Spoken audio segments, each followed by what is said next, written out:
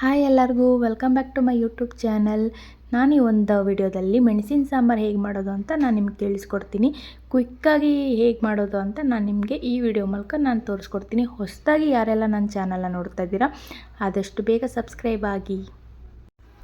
ಈಗ ಈ ಒಂದು ರೆಸಿಪಿಲಿ ರುಬ್ಬೋದಕ್ಕೆ ಏನೇನು ಬೇಕು ಅಂತ ನಾನು ನಿಮಗೆ ತೋರಿಸ್ತಾ ಇದ್ದೀನಿ. ಹುಣಸೆಹಣ್ಣು, ಬೆಳ್ಳುಳ್ಳಿ, ಹಾಗೆ 2 ಟೊಮೊಟೊ, ಮೆಂತ್ಯ, 1 ಟೇಬಲ್ ಸ್ಪೂನ್ ಜೀರಿಗೆ, 1 ಟೇಬಲ್ ಸ್ಪೂನ್ ಮೆಣಸು. ಇದನ್ನು ಗ್ರೈಂಡ್ ಮಾಡ್ಕೊಬೇಕು ಫಸ್ಟು. ಇದಾದಮೇಲೆ 2 ಟೊಮೊಟೊ, ಬೆಳ್ಳುಳ್ಳಿ, ಹುಣಸೆಹಣ್ಣು ಹಾಗೆ ಕೊತ್ತಂಬರಿ ಸೊಪ್ಪು ಇದಿಷ್ಟನ್ನು ಆ್ಯಡ್ ಮಾಡಿಕೊಂಡು ತರಿಯಾಗಿ ನಾವು ಗ್ರೈಂಡ್ನ ಮಾಡ್ಕೋಬೇಕಾಗತ್ತೆ. ಸೊ ನೀವು ನೋಡ್ತಾ ಇದ್ದೀರಾ ಯಾವ ರೀತಿ ಇರುತ್ತೆ ನೋಡ್ಕೊಳ್ಳಿ. ಹಾಗೆ ಈ ಒಂದು ರೆಸಿಪಿ ಕೆಮ್ಮು, ನೆಗಡಿ, ಶೀತ ಏನೇ ಇದ್ದರೂ ಕೂಡ ಆದಷ್ಟು ಬೇಗ ವಾಸಿಯಾಗುತ್ತೆ ಅಂತ ಹೇಳ್ತಾ ಇದ್ದೀನಿ.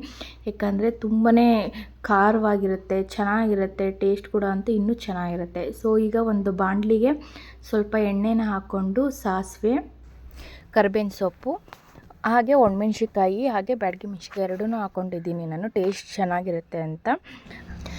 ಒಣಮೆಣ್ಸಿಕಾಯಿ ಎಲ್ಲ ಕೆಂಪಗಾದಮೇಲೆ ನಾವೇನು ರುಬ್ಕೊಂಡಿರ್ತೀವಿ ಅದನ್ನು ನಾನು ಇದ್ರ ಜೊತೆ ಆ್ಯಡ್ ಮಾಡ್ಕೊತಾ ಇದ್ದೀನಿ. ಅದು ಹಸಿ ಸ್ಮೆಲ್ ಹೋಗೋವರೆಗೂ ಸ್ವಲ್ಪ ನೀವು ಡೀಪ್ ಫ್ರೈ ಮಾಡ್ತಾನೆ ಇರಿ. ಅದಾದಮೇಲೆ ನೀವು ಕ್ವಾಂಟಿಟಿ ನೋಡಿಕೊಂಡು ಎಷ್ಟು ಬೇಕೋ ಅಷ್ಟು ನೀರನ್ನು ಹಾಕ್ಕೊಳ್ಳಿ. ತುಂಬ ಜಾಸ್ತಿ ನೀರು ಹಾಕೋಕೆ ಹೋಗಬೇಡಿ, ಯಾಕಂದರೆ ಅಷ್ಟು ಟೇಸ್ಟ್ ಬರಲ್ಲ. ಚೆನ್ನಾಗಿ ಮಸಾಲೆ ಎಷ್ಟಿದೆ ನೀವು ನೋಡಿಕೊಂಡು, ನಾನು ಇಲ್ಲಿ 3 ಜನಕ್ಕಾಗುವಷ್ಟು ನಾನು ಮೆಣಸಿನ ಸಾಂಬಾರು ನಾನು ಮಾಡ್ಕೊತಾ ಇದ್ದೀನಿ. ನೀವು ನೀರನ್ನ ನೋಡ್ಕೊಂಡು ಹಾಕ್ಕೊಳ್ಳಿ. ಈ ಒಂದು ಮೆಣಸಿನ ಸಾರು ಯಾರಿಗೆಲ್ಲ ಕೆಮ್ಮು, ಶೀತ, ನೆಗಡಿ ಈ ರೀತಿ ಇದ್ದವ್ರಿಗೆ ಒಂದು ಸ್ವಲ್ಪ ಅದನ್ನು ಕುಡಿದ್ರೂ ಕೂಡ ತುಂಬಾ ಚೆನ್ನಾಗಿರುತ್ತೆ. ಹಾಗೆ ಕೆಮ್ಮು, ಗಂಟಲು ನೋವು ಬೇಗನೆ ವಾಸಿಯಾಗುತ್ತೆ. ಇದಾದಮೇಲೆ ನಾವು ಸ್ವಲ್ಪ ಅರಿಶಿನ ಹಾಗೆ ಉಪ್ಪು, ಸ್ವಲ್ಪ ಬೆಲ್ಲ ಇದಿಷ್ಟನ್ನು ಹಾಕ್ಕೋಬೇಕು. ಬೆಲ್ಲ ಆಪ್ಷನಲ್ಲು ಹಾಕ್ಕೊಂಡ್ರು ಚೆನ್ನಾಗಿರುತ್ತೆ. ಹಾಗೆ ಲಾಸ್ಟಲ್ಲಿ ಕಾಯಿ ತುರಿ ಹಾಗೆ ಕೊತ್ತಂಬರಿ ಸೊಪ್ಪು.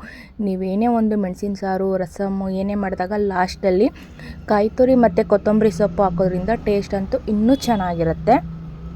ನೋಡಿದ್ರಲ್ಲ, ಈ ಒಂದು ರೆಸಿಪಿ ನಿಮಗೆ ಖಂಡಿತ ಇಷ್ಟ ಆಗಿದೆ ಅಂತ ನಾನು ಭಾವಿಸ್ತೀನಿ. ಸೊ ಯಾರೆಲ್ಲ ಇನ್ನೂ ನನ್ನ ಚಾನಲ್ಗೆ ಸಬ್ಸ್ಕ್ರೈಬ್ ಆಗಿಲ್ಲ ಆದಷ್ಟು ಬೇಗ ಸಬ್ಸ್ಕ್ರೈಬ್ ಆಗಿ ಅಂತ ಹೇಳ್ತಾ, ಹೇಗಿತ್ತು ಅಂತ ಕಮೆಂಟ್ ಮಾಡಿ ತಿಳಿಸಿ. ಹಾಗೆ ಇನ್ನೂ ಹೆಚ್ಚಿನ ವಿಡಿಯೋಗಳಿಗಾಗಿ ನನ್ನ ಚಾನಲ್ನ ಸಬ್ಸ್ಕ್ರೈಬ್ ಮಾಡೋದಂತೂ ಮರಿಬೇಡಿ. Thanks for watching.